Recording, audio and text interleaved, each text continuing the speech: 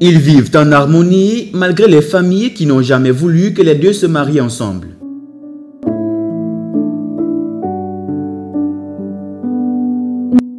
Ils n'ont jamais permis à leur fille d'épouser la personne la plus petite au monde, mais elle a juré de ne pas quitter cet homme et ils ont été obligés d'avoir des enfants courts. Les parents lui ont conseillé d'abandonner cette famille, mais elle dit qu'elle n'abandonnera jamais sa famille de nains. Après avoir entendu dire que cette famille avait les personnes les plus courtes de la région, avec leur père le plus court, nous avons décidé de prendre le temps de rendre visite à cette famille et d'en savoir plus sur la façon dont ils vivent et comment la société les traite, et bien plus encore. Je suis né avec cette petite taille parmi 14 enfants. Je suis le seul à être né avec cette petite taille et depuis mon bas âge, j'ai été confronté à plusieurs cas d'intimidation, mais en grandissant, j'ai appris à battre les intimidateurs. Je savais qu'un état d'esprit résilient faisait une grande différence dans les dégâts causés par les brimades. En fait, j'ai commencé à me protéger des blessures émotionnelles, ce qui m'a aidé à faire face aux brimades et à prendre des mesures constructives et protectrices. J'ai grandi dans cette vie et j'ai atteint le stade où je voulais fonder une famille et devenir un homme, mais à cause de ma taille, j'approchais les filles et elles s'éloignaient de moi comme si je voulais leur faire du mal. Je me demandais si un jour j'aurais la chance d'avoir une femme. Je pensais que c'était un rêve. Elles m'ont dit ouvertement que vivre avec moi serait leur pire erreur qu'elles regretteraient.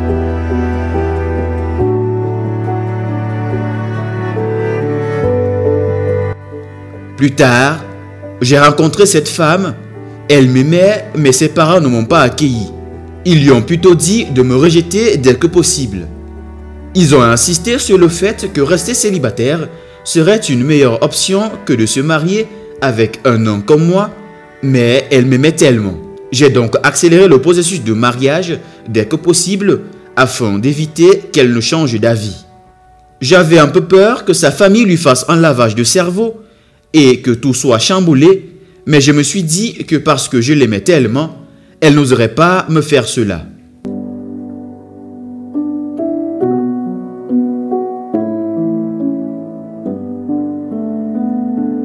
Il est venu me voir, il m'a parlé gentiment et j'ai réagi aussi naturellement comme je l'aurais fait avec n'importe quel autre homme. Il m'aimait et il me l'a avoué quelques jours plus tard. Je suis aussi tombée amoureuse de lui et c'était le début d'un voyage amoureux très difficile car mes parents n'ont jamais aimé ma décision de tomber amoureuse de mon mari et ma famille m'a abandonné depuis un long moment déjà. Mais parce que nous nous aimions, nous avons continué à nous battre jusqu'à ce que nous nous marions et vivions légalement ensemble en tant que mari et femme. Plus tard, nous avons eu la chance d'avoir 6 petits-enfants. L'un est mort et 2 se sont mariés. Les 3 autres vivent ici avec nous.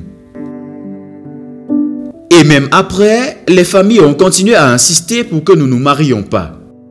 À ce moment-là, j'étais un peu plus jeune et j'avais une vingtaine d'années quand nous avons eu nos 3 premiers enfants qui étaient tous les 3 nains et les gens m'ont donné la mauvaise idée d'abandonner ma famille. Mais quoi qu'il arrive, je n'abandonnerai jamais ma famille de nains.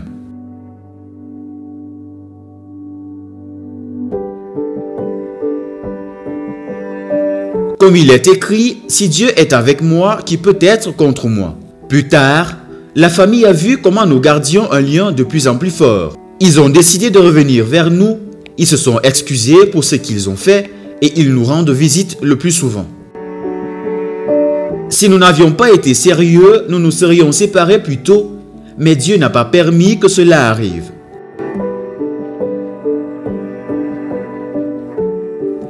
Mais la bataille n'a pas été facile, elle a été au-delà de ce que vous pouvez imaginer.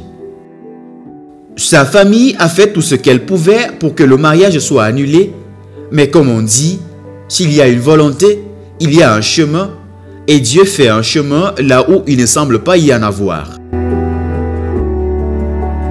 Nous avons eu un mariage merveilleux dont nous nous souviendrons longtemps, au-delà de toutes les attentes de nos amis et de nos familles, qui n'avaient jamais pensé que cela serait possible, mais nous l'avons fait.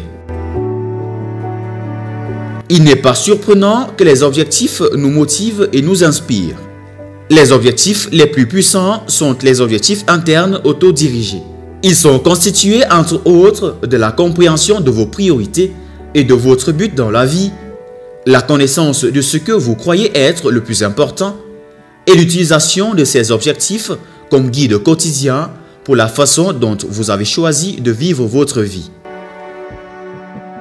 Et les gens ici à l'extérieur ne sont pas contents de moi, bien que je ne leur ai rien fait de mal. Et d'habitude, je suis un homme de paix, mais après avoir déménagé dans cet endroit, parce que nous vivions ailleurs, les villageois ont commencé à m'empoisonner et à m'envoyer des esprits d'information. Pouvez-vous imaginer que ces gens m'ont envoyé un chat à l'intérieur de moi et je vis avec? Parfois, j'entends le chat à l'intérieur de moi miauler. Et la sorcellerie n'est pas autorisée par les autorités locales. Personne ne peut accepter de suivre mon cas et je ne vais vraiment pas bien à cause de ce chat dans mon estomac. C'est arrivé quand j'étais au bar et que quelqu'un a mélangé ses poisons dans ma bière. Depuis, ce chat me hante tous les jours et je ne peux pas me calmer à cause de lui. Peut-être que c'est lui qui m'enlèvera la vie, qui sait. Dans les autres activités que je fais, à part cultiver, je fais de la réparation de chaussures pour gagner ma vie. Mon activité quotidienne est de cultiver et de creuser, et je suis payé pour ces services, mais pendant les quelques semaines que nous avons passées ici, personne ne m'a donné ce travail, personne ne m'a embauché. Mais c'est parce qu'il n'a pas encore plu. Quand la saison des pluies arrivera, les choses iront mieux. Pour l'instant, nous avons ce petit bout de terre qui peut nous aider à cultiver pendant la récolte et peut nous faire vivre pendant quelques jours. La persévérance me fait penser à une route ou un pont, à un parcours spécifique, à un chemin que nous empruntons tous. Lorsque vous vous sentez désespéré et perdu, c'est là que la persévérance compte le plus. La persévérance, c'est choisir consciemment de rester sur son chemin, même au milieu des difficultés incroyables. Je suis le seul garçon parmi ses enfants. Vivre dans cette société est très difficile et compliqué. Nous ne sommes pas traités avec le même respect que les autres êtres humains et c'est injuste. Nous n'avons pas choisi de naître ainsi. En bref, la vie est compliquée, mais en tant qu'homme qui veut faire quelque chose et gagner de l'argent, j'ai rejoint mon père dans la réparation de chaussures et je vais bientôt rejoindre l'industrie du cinéma, même si je suis encore en train d'apprendre, mais pas à pas, c'est un voyage. J'aide toujours mes parents dans différentes activités, qu'il s'agisse de faire la vaisselle, de cuisiner, d'aller chercher de l'eau et ainsi de suite, tant que je ne suis pas à l'école. Et mon père me frappe chaque fois que je fais des erreurs. Si je savais courir, je m'enfuirais.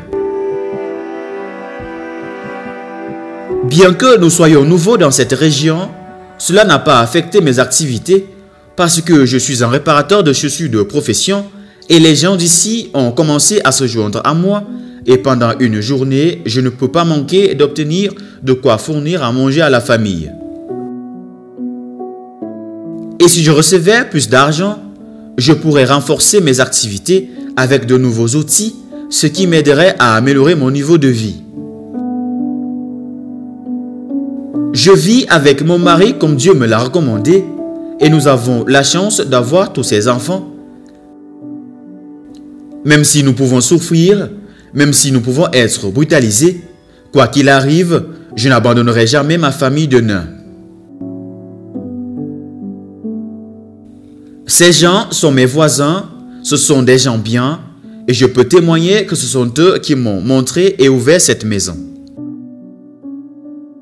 Cet homme, bien qu'il travaille comme ça, a pris du temps, il m'a pris et m'a dirigé jusqu'ici et maintenant nous vivons paisiblement avec eux et nous partageons tout ensemble.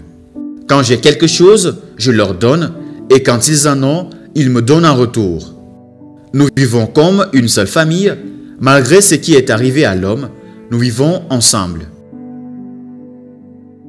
La ténacité n'abandonne jamais, elle ne lâche jamais. Le vrai pouvoir vit au cœur de votre être. La volonté vous fait bouger, vous motive et vous pousse à agir pour le meilleur ou pour le pire.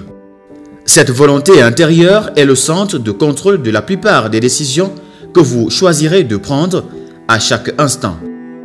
La fidélité est une qualité rare dans le monde aujourd'hui. C'est choisir de rester fiable, confiant et constant. Elle est porteuse d'un sentiment d'attachement et de dévouement envers les gens. La fidélité est un facteur de motivation fondamental. Merci de votre attention. C'est Afrimas Français et je suis Raphaël.